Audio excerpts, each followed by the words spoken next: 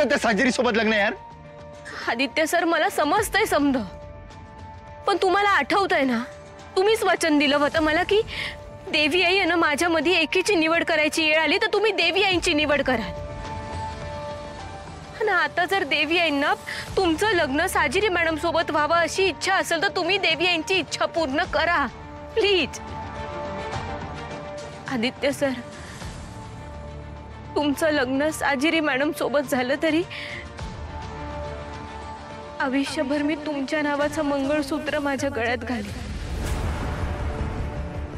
माझ्यासाठी माझा नवरा तुम्हीच असाल. खूप चुकीचं आहे. तू परस्पर का ठरवतेस? हे बघ पारू, तू काही काळजी करू नकोस, इकडचं आम्ही सांभाळू. तू जा आदित्य बरोबर.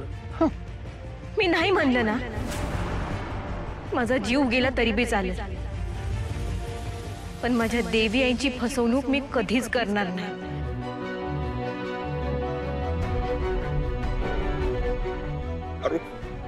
पारू, मी तुम्हाला सांगितलं ना, पारू या गोष्टीसाठी नाही तयार होणार.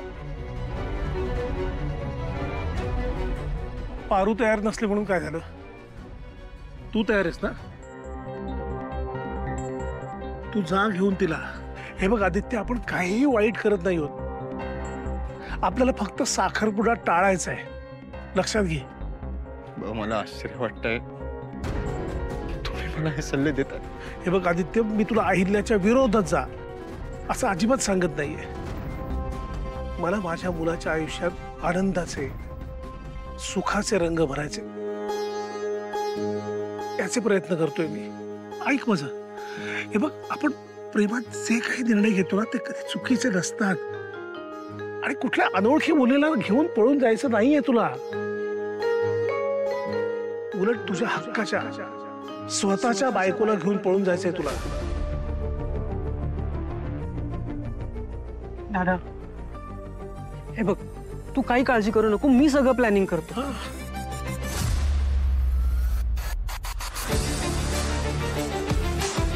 तू मला नाही फसवलं. मी नाही फसवलं तुम्हाला. नाही फसवलं. बा, नाही बा, अरे बा,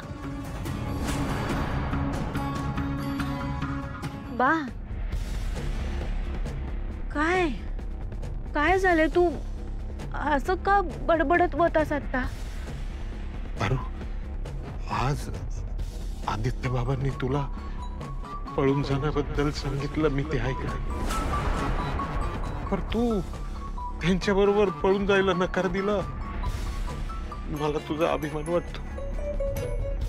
आणि आयुष्यात एक गोष्ट लक्षात ठेव, या बापाची मान खाली जाईल असं कधी मी वागू नको. आणि सगळ्यात महत्वाचं म्हणजे तुझ्या देवी आईंना कधीच फसवू नको. बा, तुझा विश्वास आहे ना माझ्यावर? मी काय बी झालं तरी माझ्या देवी आईनं कधीच नाही फसवणार. तू नको काळजी करूस. तू झोप बघू, शांत झोप, झोप, सावकाश. असं अचानक का जातोयस तू? सगळं ठीक आहे ना? सगळं ठीक आहे ग.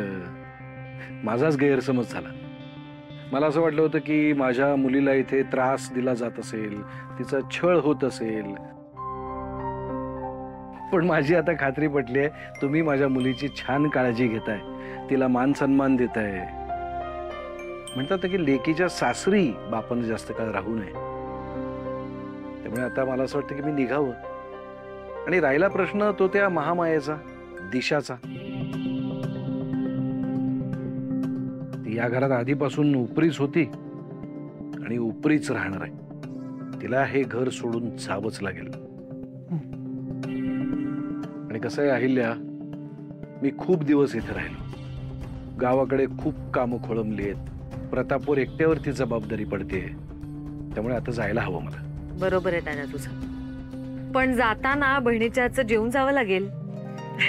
प्रिया, आजचं जेवण मी बनवणार माझ्या भावासाठी. अरे वा, आई अहो तुम्ही कशाला? मी बनवते ना स्वयंपाक. खरं तर दादामुळेच तू या घरात आलीयस, त्यामुळे आज तू जेवण बनवलंस तर आवडेलच मला.